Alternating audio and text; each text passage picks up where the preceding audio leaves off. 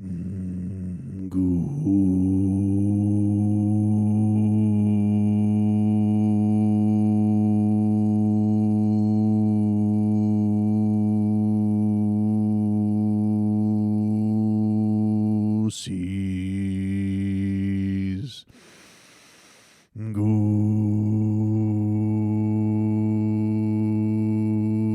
Goosies galore.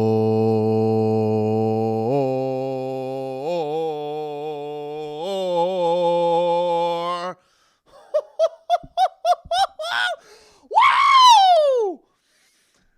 I hope everybody knows out there what would actually go out there and melt an ice tray.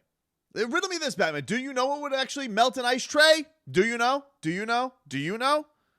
Heat! That's what would melt an ice tray. Because it's ice. Heat melts ice, dummies. You should have gotten the riddle. Oh, that's how you start the playoffs. That is exactly how you start the season that is post. Everybody out, oh, what about you don't know who your opponent is? It's a big mystery. It's like a big dating game. Who's it going to be? The Cavs? Is it going to be the Hornets? Is it going to be the Nets? Is it going to be the Hawks? Doesn't matter, my friends.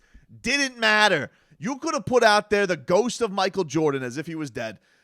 You could have put out there Magic Johnson in his prime. You could have put out there Oscar Robinson, and the Heat would have been out there clamping it down.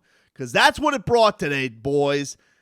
Everybody out there knew what the mission was. Shut it down for the Hawks. When you go out into the jungle and you encounter a king cobra, you cut off the head of the snake. That's what you do, okay? The crocodile hunter said it best. That's how you go about it. And that's what the Miami Heat did.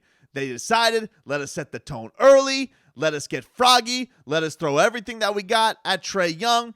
You fluster him, you bluster him, and all of a sudden, you're in a good spot. The crowd had him shook. Trae is balding. It was fantastic. The atmosphere, the white hot was back. Oh, when the Seven Nation Army said, I know this whole Seven Nation Army very controversial amongst some Heat fans. Should they, are they bringing it back? Are they bringing it? Oh, really? Yes. Because sometimes you need nostalgic balling, dude. You do. You need a little bit of the old tradition to make everybody feel good. You heard Tyler Hero this week where he's talking when he was a little boy. Tyler Hero, little boy, was there watching on his TV. Bow, bow, bow, bow, bow, bow, bow. And this is exactly what went down. Everybody just felt like the old feelings. Kids who were in their 20s, now in their 30s with kids. Young pups in their 20s who were kids back then. All these generations coming together. The generations that have been built around Heat championships. They're gathered for what could potentially be another championship run. That's what got everybody excited, man. The vibes in the building. It just had something, man. It really was. I mean, they were putting a whooping on Trae Young. I mean, it really was something. It was impressive. I mean, he honestly, and I mean this wholeheartedly, Trae Young may want to ask for a safe word. He really may, because it was like he was visiting the dominatrix with the clamps on, dude. I mean, that's how it was. I don't know if he wants to go pineapple or something that may have him release some of the tension from Jimmy Butler and PJ Tucker and Kyle Lowry, because they did a number. Didn't even have Bam on him that much. Didn't even throw Caleb Martin on him that much. And still was having one of his worst offensive games ever. And I got to tell you, the audacity that I hear from some of the media, respected media members, about, this was a scheduled loss. The Atlanta Hawks, they came in here, played 3 games out of 6 days, and they just played the Cavaliers, and it was a big emotional game, and the Miami had been resting all week. We got to make up our mind, people, okay? Can we just, for once, can we make up our minds what the hell you want to go with your narrative? Because I know it's always going to be anti-Miami, whatever it is. Because I've been hearing now for 3 seasons that the Miami Heat's championship run, or their finals run was a fraud. Because it was in a bubble where things were all even Steven, where it was all equal, where it was the same rest, there was no travel, and I was told that was a fraud. Doesn't count. And yet, what happens after the first Miami Heat game, but I have national reporters out here yammering about that the Miami Heat got a scheduled win because they were too good. Crazy. I don't hear about that about the Celtics after Jason Tatum's game winner. I don't hear that about anybody else who's got a play-in game or has to take on a play-in team. But funny enough, because Trae Young is the most famous player in the series, not the best, notice I said, the most famous player in the series, all of a sudden, people, they want to get their arms all swollen and crank up the excuse machine for Trae Young. Interesting. Huh. That is something.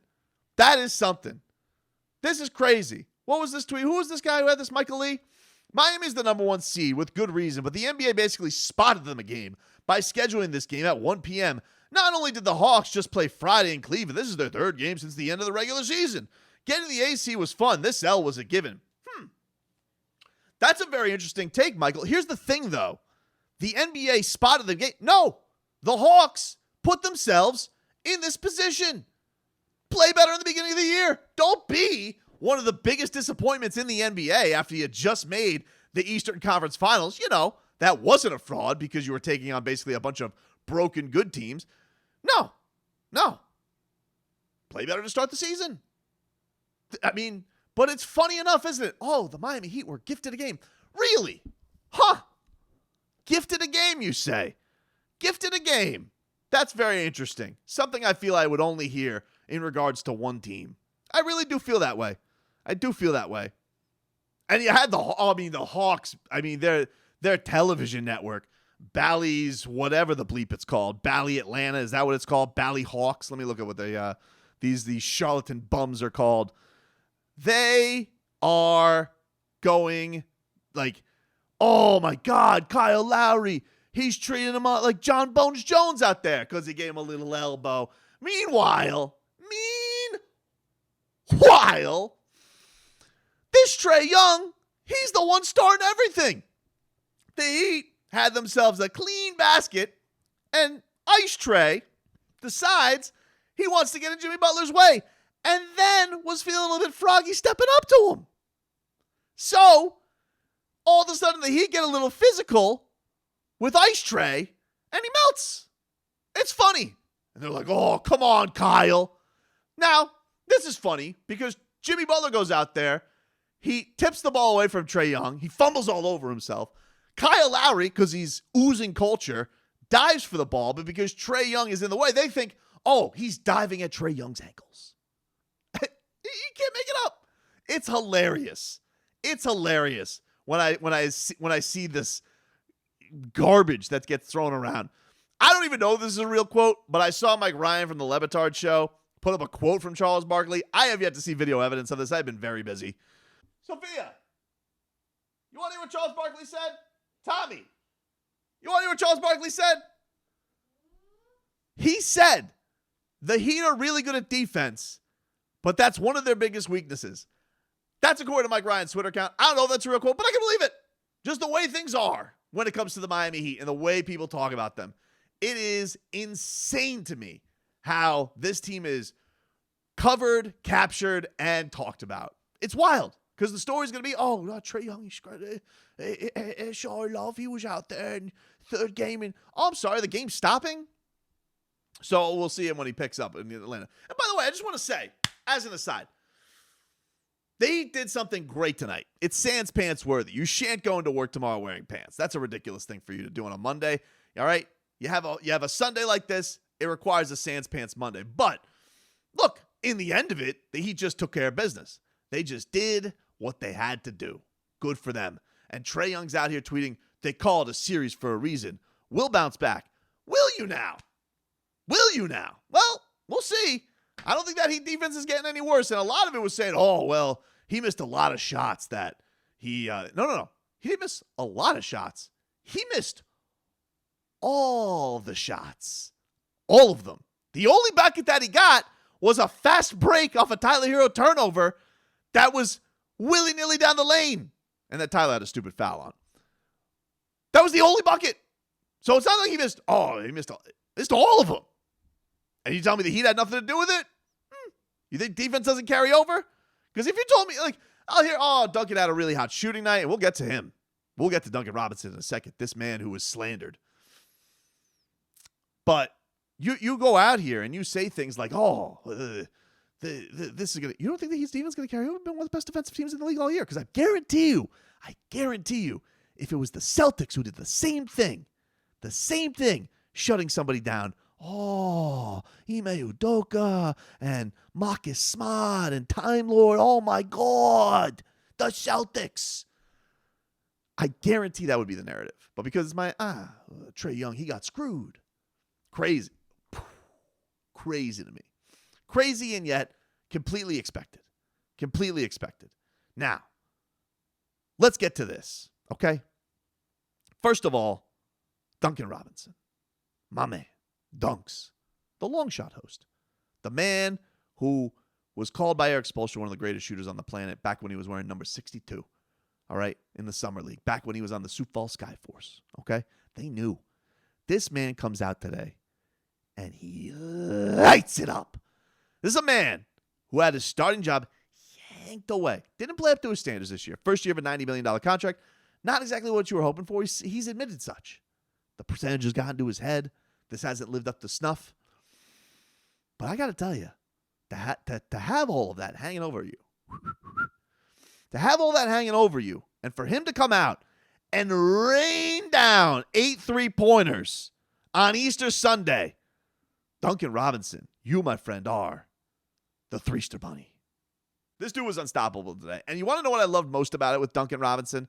And we'll hear a little bit from his teammates after this and him. But I love the fact that last one where he got the 4-point play, he like Gladiator. Are you not entertained? Holds up the hands. A little bit of swag from Dunks. Oozing confidence. Everybody knows what he is capable of. We have had so many teammates now over these last 3 years say it. Whether it be Jimmy Butler, whether it be Andre Iguodala, whether it be Jay Crowder, whether it be Solomon Hill, whether it be Kyle Lowry, whether it be PJ Tucker, they all know what the dude is capable of. All right? Bam Adebayo, the whole list goes on. Everybody knows when this guy's at his peak, when it's not in his head, it's unbleeping believable. The damage that he can go out there, the numbers that he's put up. All right? Did we have worries of fat cats early on in the year? Perhaps. That's all past. Okay? Because you know what's just started? The real season. The real season started. Let's hear from PJ Tucker after the game on old Duncan Robinson.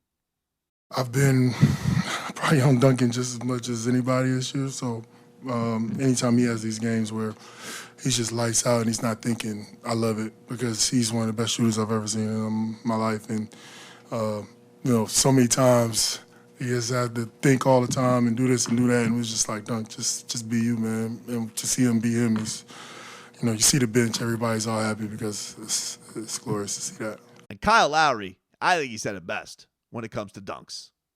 Duncan needed that. And it's just, for us, it's, we need that as a team. So we're happy for him, and we just got to continue to build on it. And for him to just continue to fire the ball like he was.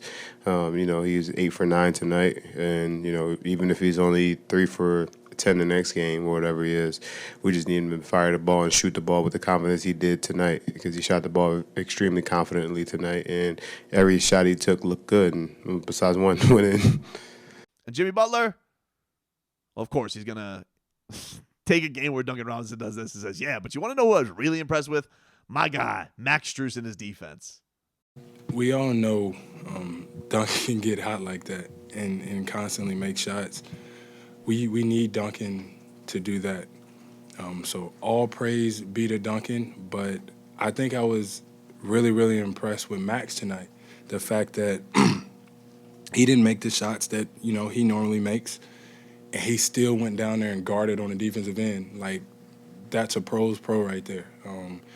What else can you do to affect the game whenever you're not making shots? And Max has shown us that he can do that now, so we expect him to go out there and guard even when he is making shots. So, man, I'm happy and proud of Duncan, but I think Max really took another step tonight. Nothing impresses Jimmy Butler more than defense. He loves it so much. And it was great. That moment where Jimmy Butler gets the dunk from Gabe Vincent. Gabe Vincent, what a game he had today, too. This is the great, people are going to sit here and they say, oh, Trae Young didn't have a good game. Hawks didn't. I got to tell you something. That was two of the worst offensive games I've seen from Bam and Tyler in about 2 months. So when you're sitting here and you're scrounging for things that are going to adjust for the Hawks, don't think the Heat don't have some aces up their sleeve too, because the Kentucky connection didn't exactly have their A game today. I mean, Bam did defensively. I'm talking scoring-wise, which I know Spo would be like very upset with if I just went with that. What Who he gives brings there. SHIT about his scoring. Bam is an ultimate winner. And a lot of what you guys are probably going to write about what we can do defensively, he's the one that's driving it. If you don't have a guy like Bam, it's very difficult to do, some of these schemes. And he fully understands that. It's just about getting the win. So good, dude. And I got to tell you, this PJ Tucker, I've never fallen for a Heat player in the span of a year like this dude. Because he just gives... He's just about it, When Spo was saying this week he wasn't going to miss this game.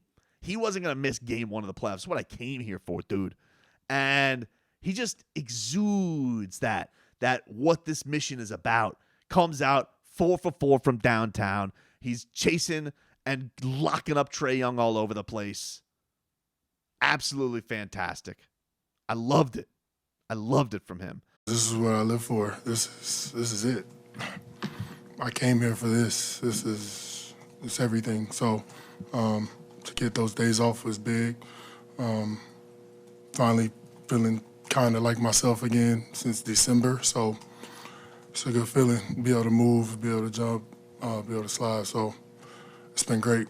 All the trainers, everybody that's helped me. It's been good. I love the emotion from this team. And you're getting praise up the high. This Kyle Kuzma comes out, and he's like, Miami will find you and develop you. Duncan, Strus, Vincent. Doesn't even mention Caleb Martin didn't play today. Kyle Kuzma, by the way, loves him some Miami Heat. I mean, this guy, he also goes and he says, Miami got them dogs. He was also the guy who, when the whole timeout blow-up thing was saying, he goes, this is ridiculous that we're only talking about Miami this year because of this. What about them? They've been the 1 seed.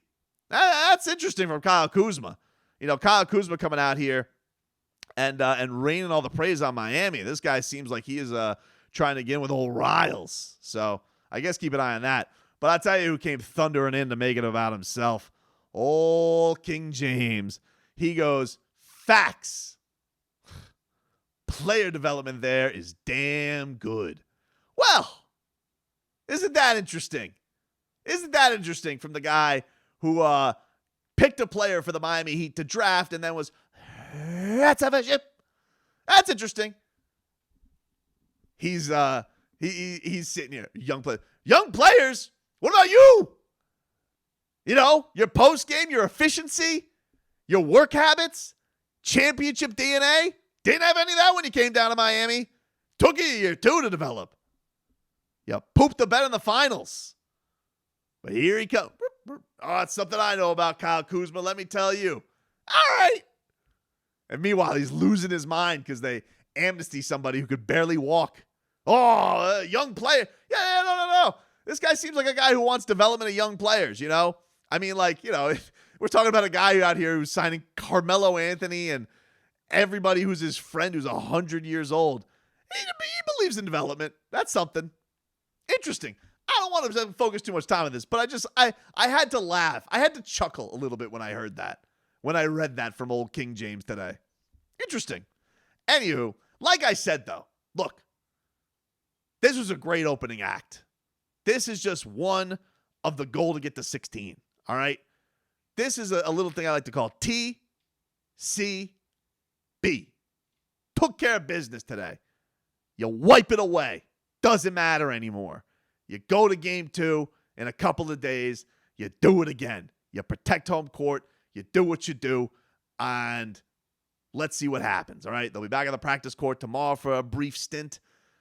And then move on. Move on to game 2 coming up at the Heat's house. Fantastic white hot today. Atmosphere was awesome. Had a lot of fun. Boots on the ground, dude. I loved it. Loved the early start. The atmosphere was popping. And this is going to be, I think, a fun little run here for your Miami Heat.